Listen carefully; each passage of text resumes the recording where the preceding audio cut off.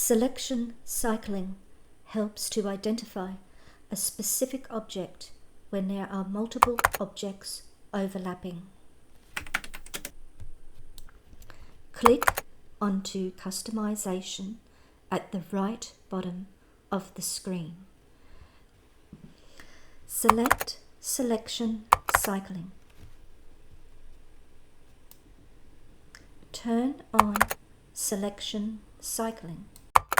Selection cycling will appear on the status bar as a quick command. Alternatively, select Ctrl and W to turn selection cycling on and off.